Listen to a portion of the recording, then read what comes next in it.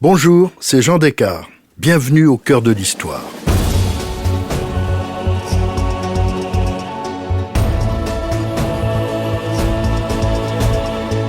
L'épidémie du coronavirus nous renvoie aux grandes peurs des siècles passés, comme celle de la peste noire au XIVe siècle, mais aussi à une autre, moins lointaine, que je vais vous raconter aujourd'hui. En 1832, venu d'Asie puis de Pologne, le choléra atteint Paris après avoir frappé l'Angleterre. Le fléau a traversé la Manche et la terreur de l'épidémie a gagné la France.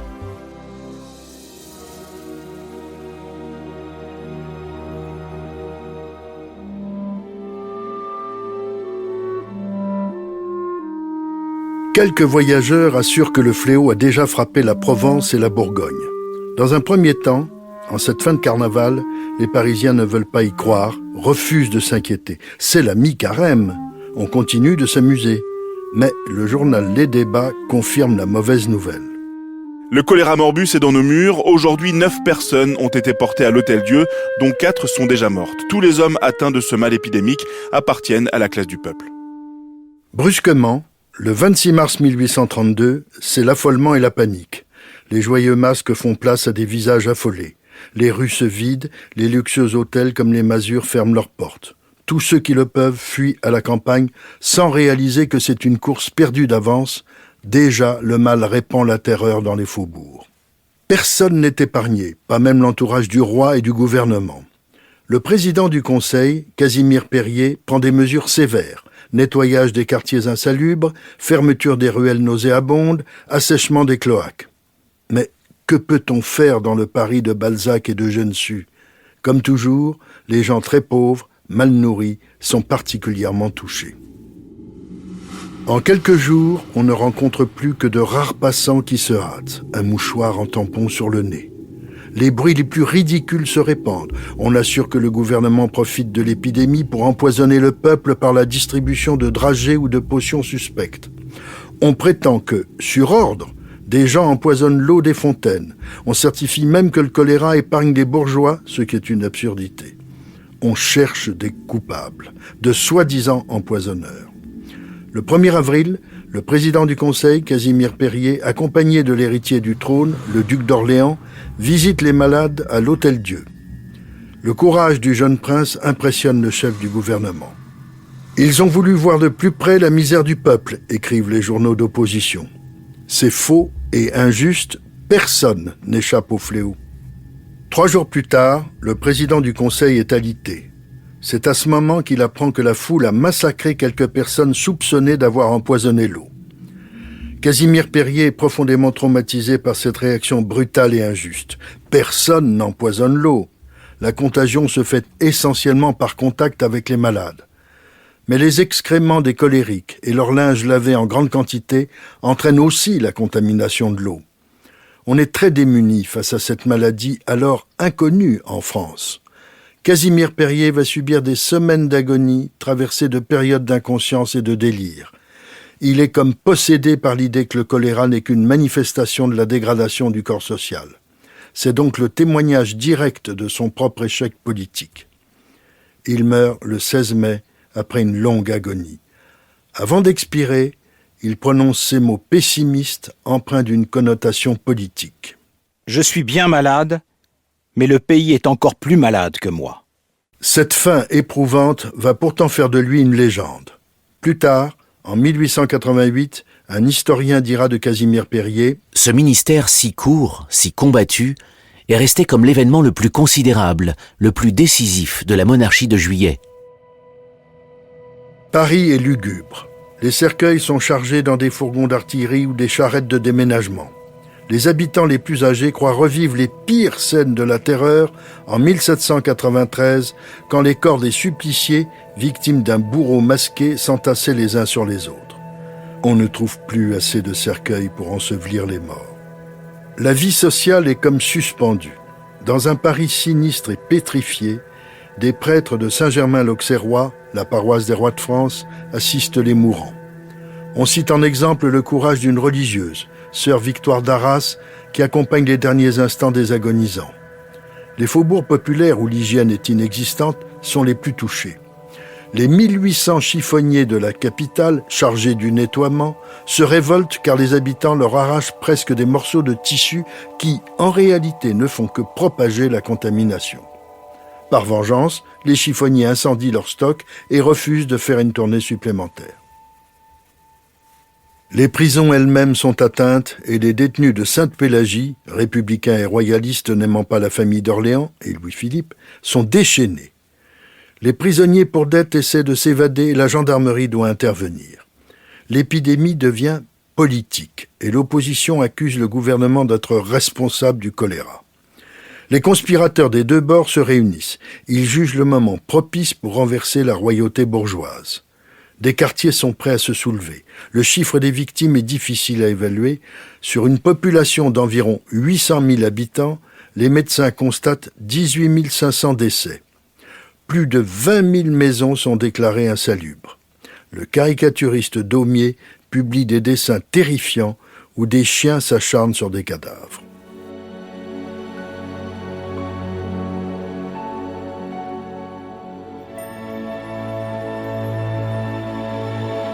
Tous les milieux sont atteints. Un après-midi, la marquise de Montcalm se trouve mal. Elle meurt le soir. Madame de Champlâtreux, fatiguée, refuse de se rendre chez une amie. À minuit, elle est morte. Comme on ne connaît ni remède ni vaccin, on invente n'importe quoi. Des liqueurs pour le choléra et des tisanes contre le choléra, toutes inefficaces. Mais le choléra ravage surtout les classes laborieuses. Un peu partout, malgré les risques de contagion, les dévouements se multiplient pour soigner les malades. Le roi ne paraît pas trop affecté par la mort de son ministre. Louis-Philippe déclare « L'avenir de la monarchie constitutionnelle n'est pas attaché à la mort d'un homme, quel qu'il soit. » La présidence du Conseil reste vacante. Le vœu secret du monarque est de gouverner personnellement. Le maréchal Soult, vieux soldat de Napoléon et ministre de la guerre, est déçu de ne pas succéder à Casimir Périer, mais il conserve son portefeuille. Pour le roi, le choléra devient une arme politique. Louis-Philippe craint une insurrection. Il a raison, car la situation est incontrôlable et tout peut arriver. Le général Lamarque, ancien officier de l'Empire, député de l'opposition, farouchement opposé à la monarchie de Juillet, meurt à son tour du choléra le 2 juin 1832. Son enterrement sert de prétexte à une vaste manifestation de l'opposition organisée par Lafayette. L'épidémie est toujours là, comme une menace permanente pour l'ordre social, la peur qu'elle engendre et le désordre qu'elle peut provoquer. Après les obsèques, les 5 et 6 juin, des mouvements insurrectionnels sont déclenchés, très organisés. Pour la première fois, on voit apparaître un drapeau rouge. L'émeute est maîtrisée par Louis-Philippe et son très habile ministre de l'Intérieur, Montalivet. Le 7 juin, par ordonnance, Paris est mis en état de siège. Toute personne qui manifeste violemment est passible du conseil de guerre. Au même moment, un soulèvement légitimiste se déclenche en Vendée autour de la duchesse de Berry. Celle-ci, belle-fille du roi Charles X exilé depuis 1830, est la mère du duc de Bordeaux, héritier du trône de France pour les royalistes qui ne reconnaissent pas Louis-Philippe. La duchesse a tenté de convaincre les Vendéens de défendre sa cause. Faute de soutien et d'intelligence politique, l'aventure très romanesque se terminera par un fiasco. La duchesse Marie-Caroline de Berry sera incarcérée à la forteresse de Blaye, en Gironde. Et Victor Hugo écrira « Le régime balance entre la guerre civile et la peste, entre la Vendée et le choléra. » Après toutes ces agitations, Louis-Philippe va reprendre la main. Il se décide à nommer un nouveau président du Conseil. Très habilement, il choisit le maréchal Soult, qui n'attendait que cela. Un choix judicieux. Soult est auréolé de la gloire de l'Empire, mais il a aussi été mêlé aux événements de juillet 1830 qui ont porté Louis-Philippe sur le trône. La crise politique s'apaise, l'épidémie de choléra s'achève en septembre à Paris, mais le mal n'avait pas frappé que la capitale.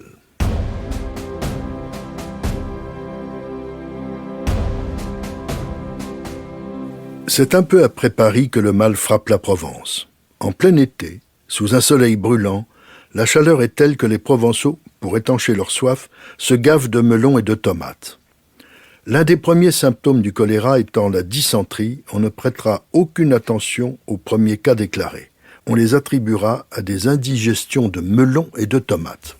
Il faut préciser qu'en Provence, comme à Paris, personne n'avait entendu parler du choléra qui n'avait encore jamais touché l'Europe occidentale. Un écrivain français du XXe siècle, Jean Giono, s'est passionné pour ces événements concernant cette région qu'il adore et où il vit.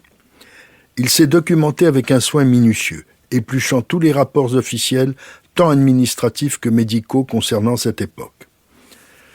Dans le chef-d'œuvre qu'il va écrire, Le Hussard sur le toit, il ne s'agit pas seulement de la première et de la plus terrible épidémie de choléra en Provence. Il s'agit aussi de l'aventure d'un officier étranger, le Piémontais Angelo, qui n'est pas là par hasard. C'est un Carbonaro, donc membre d'une société secrète. Celle-ci travaille déjà à la construction de l'unité italienne. 20 ans plus tard, le successeur de Louis-Philippe, Napoléon III, lui-même ancien Carbonaro, aidera fortement la réalisation de l'unité italienne. Elle rapportera Nice et la Savoie à la France. Le jeune Angelo, colonel des hussards et conspirateur, beau, élégant, courageux, en uniforme et bottes superbes, galope à travers la Provence. On ne le sait pas encore, mais c'est pour rejoindre son demi-frère à Manosque. Dans la chaleur écrasante de l'été, Angelo fait une horrible découverte.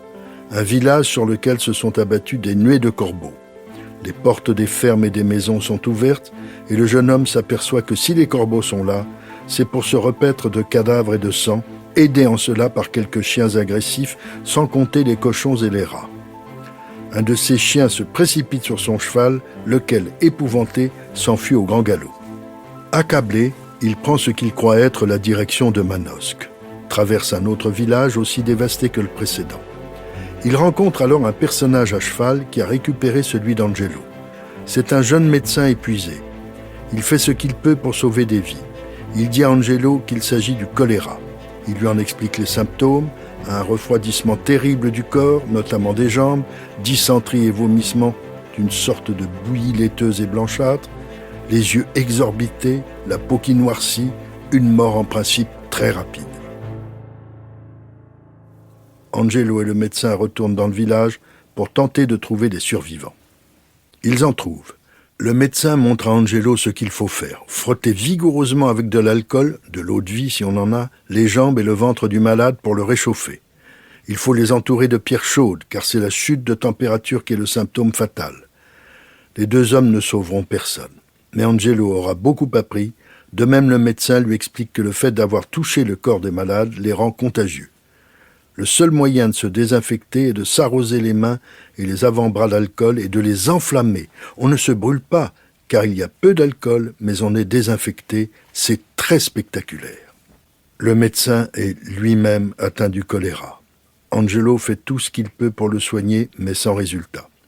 L'officier est désormais seul, mais il n'a plus peur. C'est la peur le plus grand ennemi, celle qui s'empare des esprits dans cette épouvantable épidémie. Elle peut entraîner une violence pire que la maladie. Ce beau roman initiatique, paru en 1951, est le livre sur le choléra en France dans les années 1830.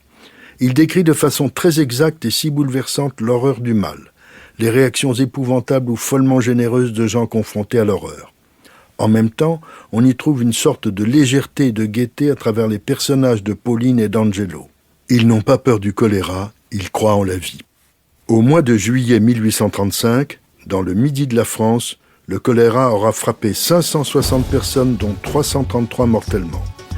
L'épidémie aura suscité le désarroi et la peur chez tous les habitants.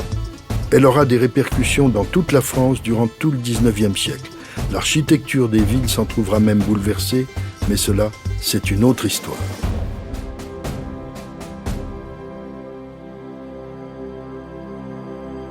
Si cette plongée au cœur de l'histoire des grandes épidémies vous a plu, n'hésitez pas à en parler autour de vous et à me laisser vos commentaires sur le groupe Facebook de l'émission. Je vous dis à bientôt pour un nouvel épisode de Au cœur de l'histoire. Au cœur de l'histoire est une production Europe 1 Studio. Ce podcast est écrit et présenté par Jean Descartes. Il a été réalisé par Guillaume Vassaux. Pour ne rater aucun épisode, abonnez-vous sur Apple Podcasts ou vos plateformes habituelles d'écoute.